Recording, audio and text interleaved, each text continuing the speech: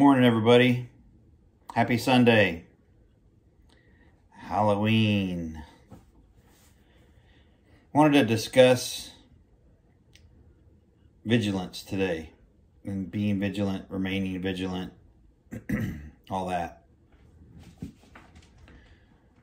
There's a lot of talk of, and evidence, I guess you could say, of violence and further disruptions, further criminal activity due to, well, people will say it's economy driven or economy or financially related, but we all know that some people just like to perform crimes. So there's always going to be that, always has been, always will be. But there probably will be some, I would say, increases in that type of activity, criminal activity, behavior going forward, just because of the added stresses and despair that some people are going to feel and be in because they're of their lack of preparedness and or just trying to take from others versus working. So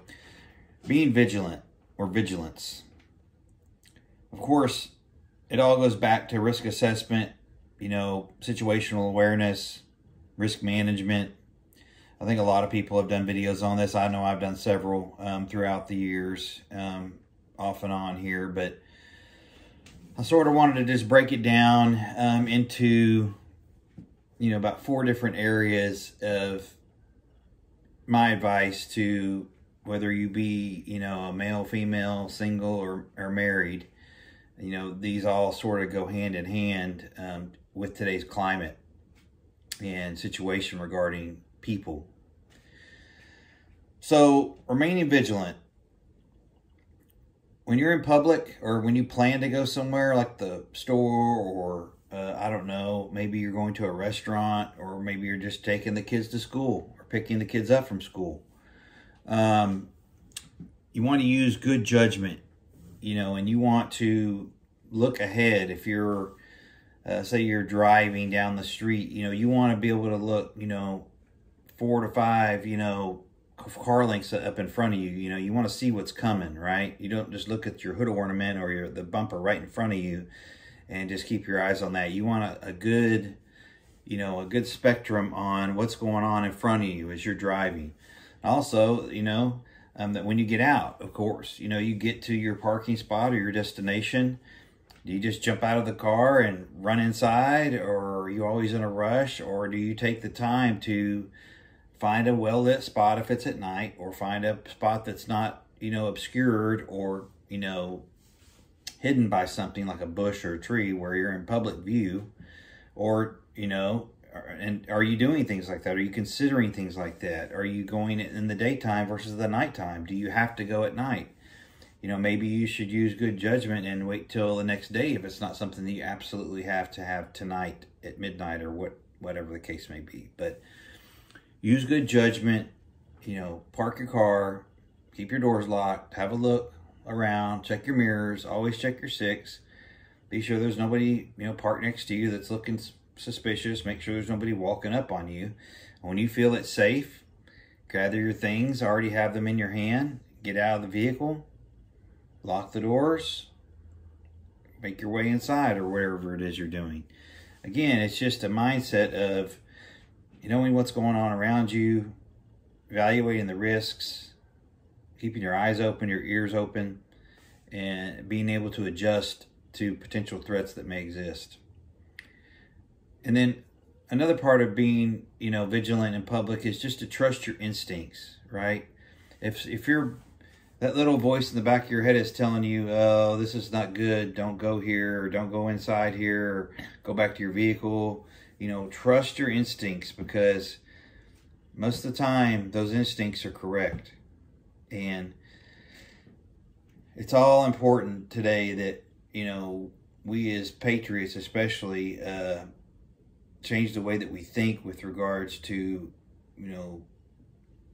being able to defend ourselves in public against, an unruly mob or just a threat in general, should there be one that exists and comes to you. You know, we don't get to pick the time and place of our incident. It usually picks us. So public places, you know, use your best judgment, trust your instincts, be smart about what you're doing.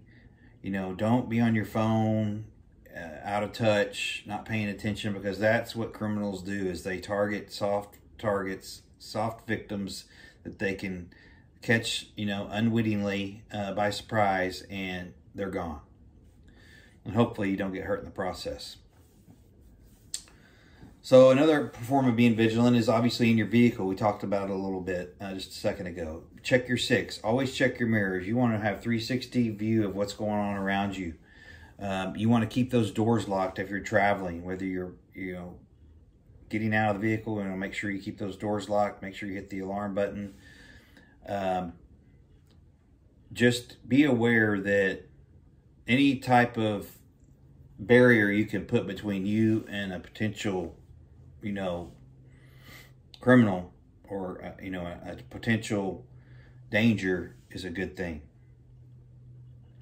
At your home, you know, it goes back to just simple stuff usually, right?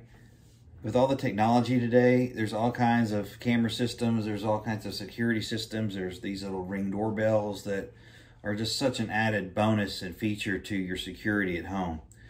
One is, I would say, use good lighting, right?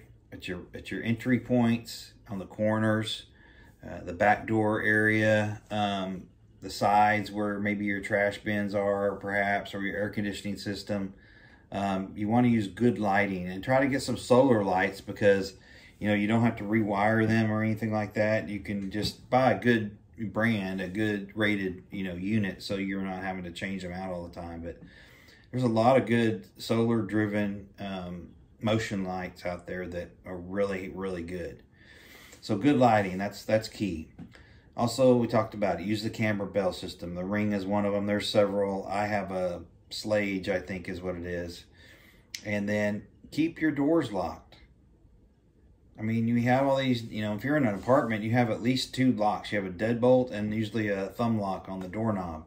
But the apartments have to provide a deadbolt. I think that's by law pretty much. But, you know, get yourself some these little floor stopper wedge locks. Those are handy too.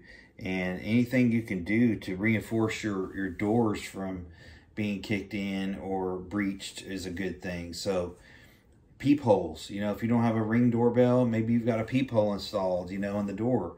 You know, somebody knocks on the door, bangs on the door, go look and see who it is. Don't just open the door. And, you know, even if it's somebody that's maybe police, maybe they're impersonating police, you know, if you're suspicious of that, always ask to see the credentials, and they should have an ID that they can hold up and show you to verify that they're actually a police officer or in law enforcement of some sort. Don't be afraid to ask for credentials, especially being out on the road at night. There's a lot of people that impersonate police officers and commit assaults on females, especially in that manner. So don't be afraid to ask a law enforcement officer or agent for their credentials if you're in doubt. And they should, you know, be happy to provide that to you in the form of an identification. And then that takes us to, you know, communications, comms, right? Communications can be, you know, electronic, they can be voice, they can be written by hand. You know, there's all sorts of communication methods. Use OPSEC, people. With this day and age of the big Facebook trying to collect data, and they are collecting data, you know, it's ever so important that you utilize OPSEC. If they're not in your inner circle, they really need to know what you're doing, where you're going, what's going on. You know, stop posting your plans online publicly. You know, if you are, you know, maybe make your profile private, you know, to where just your friends can see it and your family. I'm not sure. I don't even have Facebook. So, but I'm saying is, I'm sure there's settings that you can, you know, check that say, you know, private only or not public, whatever the case might be. But be smart about how you communicate. There's all kinds of people that use these platforms to dig up information, pry, spy, and position themselves in a way where they can take advantage of you and or hurt you and or worse. And there's a lot of sick people out there, so utilize OPSEC in your communications. Be aware of who might be listening. Be aware of who you're talking to. If it's somebody new that you don't really know, be careful what you feed them. It's on a need-to-know basis. So I hope everybody is going to take this stuff seriously, because it is important. And using vigilance to your advantage, being smart about what you're talking about, where you're going, what your plans are, what you're doing, is critical, and it might just save your life, So with that, keep prepping, stack it deep, and long live the Republic.